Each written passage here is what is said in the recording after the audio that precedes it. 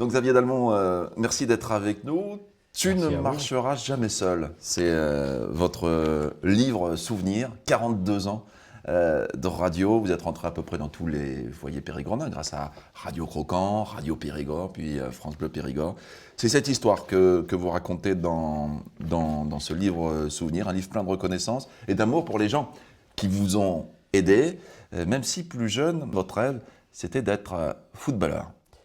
Oui, c'était d'être footballeur. Je rêvais du stade Chanzy d'Angoulême.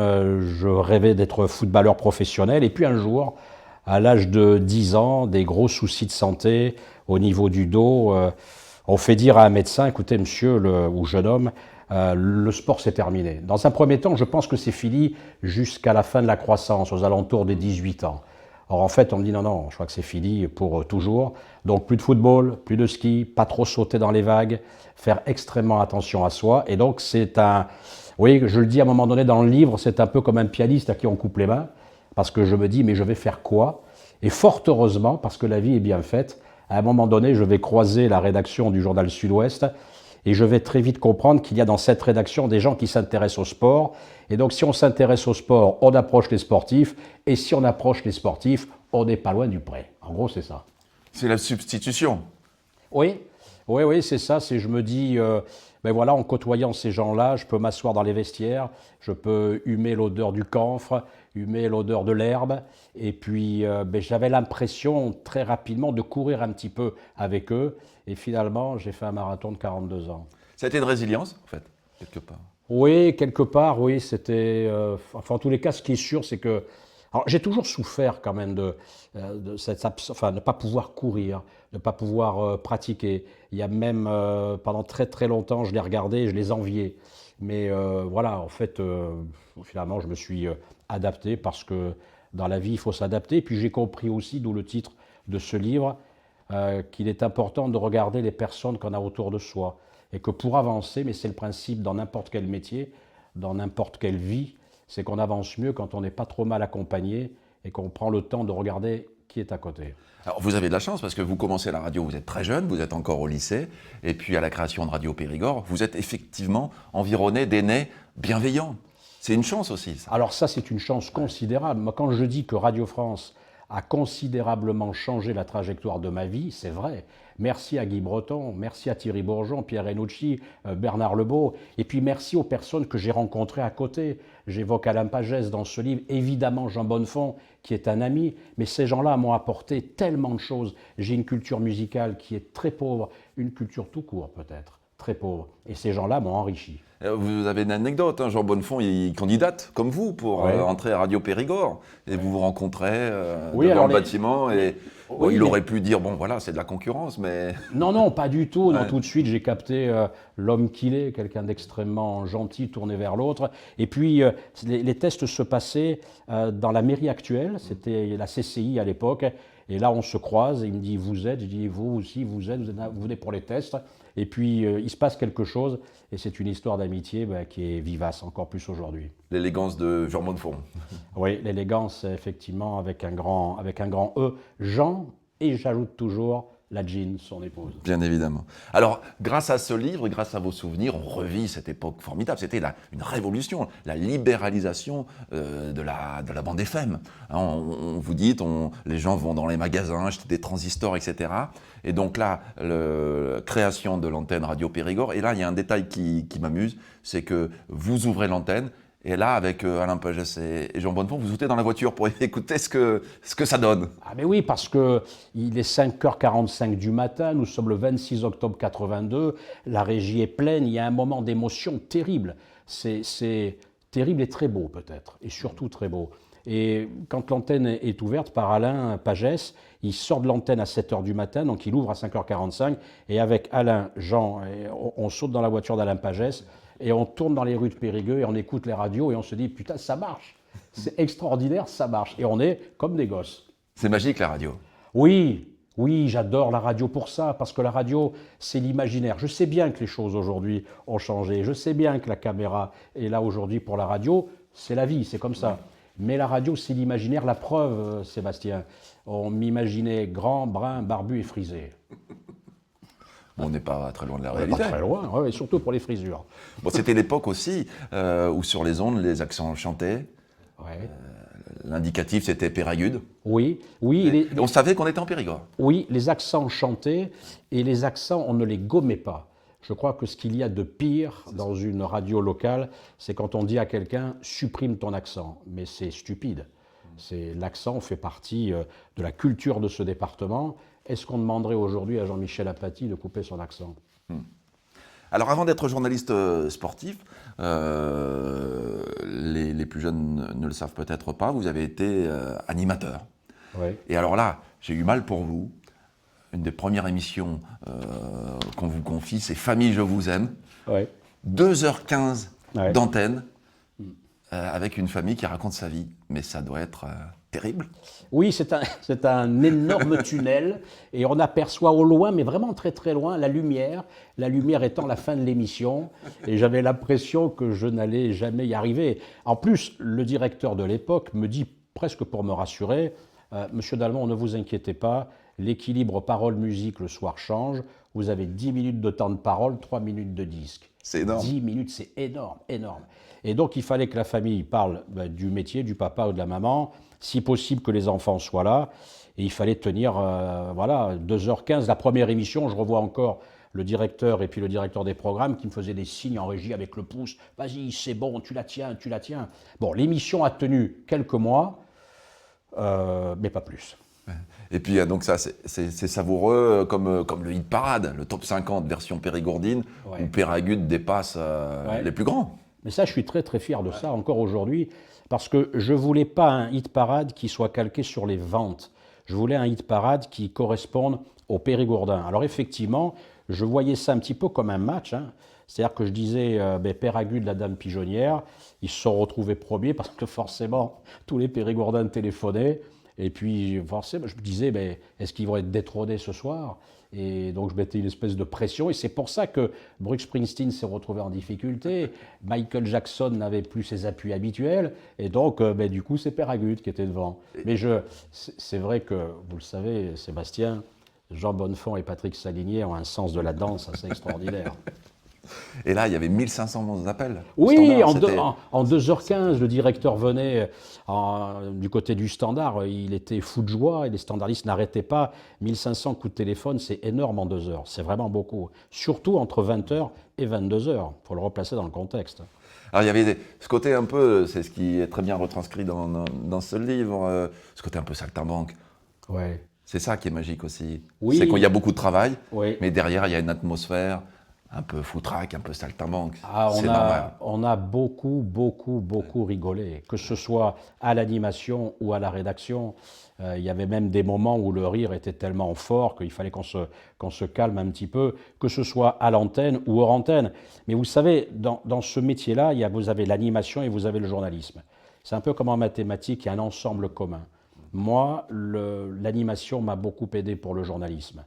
Et la rigueur de mes copains journalistes quand je suis animateur au départ m'éveille très rapidement. Parce que ce métier, oui, ça peut paraître être comme ça un métier de saltimbanque, mais il faut quand même bosser en amont avant de se retrouver à l'antenne. Alors justement, vous évoquez cette transition, à un moment donné, vous passez de l'autre côté, avec un peu de mal, parce que j'ai cru comprendre que vous n'aimiez pas trop les choix. On va le faire pour vous sans doute. Un peu, ça. Et vous arrivez voilà, à faire vivre sur les ondes votre passion qui est le sport. Mais journaliste sportif, c'est aussi l'école de la rigueur. C'est ce que vous dites, on ne peut pas se planter. Oui, parce qu'il y a un langage bien précis à comprendre. Il faut bien repérer les mots-clés, ne pas en sortir, parce que sinon, le public sportif ne vous fait pas de cadeau. Ça se repère très très vite, quelqu'un qui parle du sport et qui, pardon, n'y connaît rien. Donc, il faut vraiment bosser. Pour ça, je remercie beaucoup Christian Lacombe, qui était pigiste au journal Sud-Ouest, alors au tout début de ma carrière, que j'ai retrouvé ensuite comme pigiste à Radio Périgord, et qui me l'a beaucoup rappelé, qui m'a éduqué à ce niveau-là. Pas que lui, Jean Bonnefond, encore une fois, et d'autres personnes, parce que, oui, un match, en plus, je considère que ça se prépare, ça frappe beaucoup parce qu'on me disait toujours, mais comment faites-vous pour parler pendant 40 minutes de temps réel de basket ou 90 minutes de foot ou 80 de rugby? Ben oui, oui, effectivement, il y a le factuel, il y a le match, il faut expliquer là où est le ballon, mais il faut surtout avant d'arriver à l'antenne, avoir son petit tapis de sécurité, il faut préparer son match. Moi, pour commenter des matchs de basket, j'ai vraiment mangé beaucoup de vidéos, et même les derniers temps. Oui. Parce que le basket, vous le découvrez un peu sur le tard, hein, Oui, parce que vous étiez rugby, football, football, ouais, etc. ouais. Et là, effectivement, c'est tout à fait différent. Commenter un match de basket, ça n'a rien à voir avec commenter un match de rugby ou de football. Ah, c'est complètement différent. Un match de basket, d'abord, il y a la fameuse possession des 24 secondes. 24 secondes pour remonter le ballon. Ça, c'est une idée géniale. Ça donne un dynamisme au jeu extraordinaire, mais c'est le piège. C'est le piège absolu. Parce que si vous commentez au rythme du jeu, vous êtes étouffé très rapidement. Donc, il faut accepter, surtout en radio, de se laisser un petit peu décrocher. Comme je dis parfois, d'accepter de décrire un dribble renversé. C'est un peu le tango argentin, le dribble renversé. C'est extrêmement beau. Alors il faut accepter de s'arrêter, de le commenter. Et même si vous êtes dépassé par un panier à 2 points que vous n'avez pas commenté, c'est pas grave. La radio, c'est l'imaginaire. Vous retomberez toujours sur vos pattes. À condition, encore une fois, que tout cela soit bien préparé. Mais c'est vrai que le basket, moi, m'a piégé vraiment au départ. Il m'a fallu des mois et des mois, pour ne pas dire plus, pour arrêter de tomber dans ce piège-là. Et puis il y a les auditeurs qui viennent vous voir, avec qui vous refaites le match. Il doit y avoir toujours ce feedback qui vous suit en permanence. On va toujours vous reprocher de ne pas avoir peut-être monté en sauce telle action ou telle autre. Enfin, oui, oui, oui. Il y a des personnes qui n'étaient pas d'accord avec mon commentaire sur la façon de voir le match. Mais ce qui me frappe le plus, Sébastien, c'est la bienveillance et la gentillesse des auditeurs. Et ça, franchement, c'est même encore aujourd'hui. Je suis épaté par ça. Et ce qui est formidable, c'est de faire ce métier, vous le savez, dans ce département, en prise directe avec ce département qui est un département rural. Et j'ai l'impression que les gens peuvent nous contacter à n'importe quel moment. Le retour, il est immédiat, il est sans filtre. Et alors ça, c'est un magnifique cadeau si on veut durer. Alors, avant de revenir au basket, il y a le football. Vous êtes retenu en 98 pour commenter des matchs de la Coupe du Monde de football avec Marius Trésor. Là encore, c'est un rêve éveillé. C'est une belle revanche. Oui, parce que Marius Trésor, quand je suis gamin, c'est Jean-Pierre Adams, c'est la Garde Noire, c'est Marius Trésor, c'est Séville, Marius Trésor, c'est Marseille, c'est Bordeaux. Et quand j'apprends que je vais commenter des matchs de Coupe du Monde à ses côtés, j'ai vraiment du mal à y croire. Je suis très, très impressionné. Heureusement, Marius, c'est quelqu'un d'intelligent et de très, très simple. Et c'est lui qui m'a mis à l'aise, parce que franchement, au départ, j'étais un peu tendu quand même. Vous vous rencontrez chez le tailleur d'ailleurs. Oui, oui, oui, oui, oui, le tailleur, 98 Radio France, c'était une radio spéciale pour la Coupe du Monde, qui a été montée par Radio France. Et puis on était tous habillés avec de magnifiques costumes. Je me retrouve chez le tailleur à Bordeaux. Je monte au premier étage, le tailleur m'attend, et là je vois de dos, je vois qu'il est en train de faire un costume pour un monsieur qui est beaucoup plus grand que moi, qui a quelques couleurs, et de dos je dis c'est Marius, et là je blémis parce que je me dis mais comment je vais l'aborder. C'est lui qui me serre la main, je me présente, et il me dit je pense qu'on va faire un Écosse-Norvège ensemble. Ah, je dis bon, très bien. Et là je dis au tailleur, l'avantage avec moi c'est que vous allez dépenser moins de tissu. Alors justement, c'est aussi l'avantage de ce métier. On croise des gens extraordinaires, dans le propre sens du terme. Platini. Alors bon, même si on devine que vous êtes un peu déçu, mais Platini, quand on a rêvé gamin d'être footballeur, c'est... Oui, Platini, moi je l'ai rencontré à plusieurs reprises dans ma carrière. Alors la première fois, pendant la Coupe du Monde, vous verrez dans le livre, ça se passe moyennement parce que là il est assez en colère. Il faut dire aussi que je suis chargé d'une mission très particulière, c'est interviewer Giovanni Agnelli, le patron de la Fiat et de la Juve, à la mi-temps d'Italie-Chili pendant la Coupe du Monde, donc c'était très particulier. Une autre fois, quand il vient de disputer un match du Variété, il s'arrête à Bergerac et là j'ai un entretien exclusif avec lui. Ça se passe très très bien, sauf quand je parle du drame du Heysel, où là je sens que Platoche se ferme. Mais oui, alors forcément Platini, oui, c'est quelqu'un qui m'a profondément marqué quand j'étais enfant. Après le côtoyer, c'est un personnage particulier, capable d'être très drôle, affable, et puis capable à un moment donné d'être extrêmement cassant. Et ça me perturbe toujours un peu. Soupolé. Soupolé, oui. Mais donc il y a cet épisode-là, 98. Alors après, il faut bien revenir. Mais passer le coup de blues, finalement, vous dites que vous êtes plutôt chanceux par rapport à vos collègues parisiens qui suivent les grosses locomotives, les grosses machines, parce que vous comparez en fait au Théodore Monod des stades champêtres. J'aime bien cette expression, le Théodore Monod, que vous avez rencontré par ailleurs, mais Ouais. des stades champêtres. Pourquoi? Mais oui, parce que quand l'élément déclencheur, c'est une conversation que j'ai eue avec les confrères parisiens à Édimbourg, la veille d'un Glasgow Rangers Girondins de Bordeaux en Coupe d'Europe. C'est après la Coupe du Monde. Et là, tous les confrères parisiens parlent de ce qu'on appelle dans notre jargon les zones mixtes. Vous savez, Sébastien, ces zones, c'est un passage obligé ou non. Pour les joueurs, ils peuvent rencontrer ou ils devraient rencontrer les journalistes. Et je sens chez mes confrères parisiens beaucoup d'aigreur. Autrement dit, le lien entre la presse et les joueurs est en train de disparaître. Et puis la conversation continue. Moi, je ne dis pas un mot. Et à un moment donné, il y a un confrère qui me dit « Mais toi, Xavier, dans ton département, en Dordogne, tu ne souffres pas de ce genre de choses ?» Je dis non. Non, parce qu'à Madrazès, stade Christian Goumondi, on s'assoit dans les vestiaires. Au stade Francis Rongiras, on s'assoit. À Firmin-Dodou, on s'assoit. Au Palio, on s'assoit moins parce que c'est le secteur professionnel. Mais d'ailleurs, je vois les choses évoluer. Oui. Aujourd'hui, Même chez les amateurs. Vous même dites, chez les amateurs, il y a de moins en moins de journalistes qui rentrent dans les vestiaires. Or, c'est très important. Ce lien-là, il est capital, à condition de respecter le vestiaire et les joueurs. C'est un peu la même chose. Mais bon, on ne rentre pas dans un vestiaire comme ça. Il y a un temps à respecter.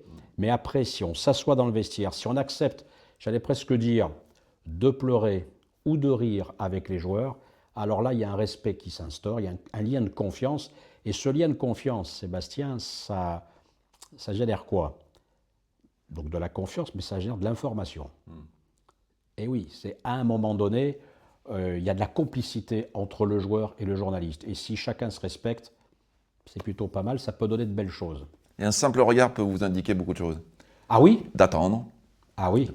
ou y aller. Ah oui, moi, il m'est arrivé de me retrouver dans un vestiaire avec le Nagra, l'appareil pour enregistrer, et je ne déclenche pas la bande, je ne tourne pas, et plein de fois, des joueurs m'ont regardé et m'ont dit « Vas-y, tu peux y aller ». Et c'était le moment. Et après des matchs qui parfois étaient extrêmement tristes pour eux. Dans la joie, c'est beaucoup plus facile. On peut presque faire tourner en entrant dans le vestiaire. Quand le vestiaire a perdu, il faut s'asseoir, se montrer discret.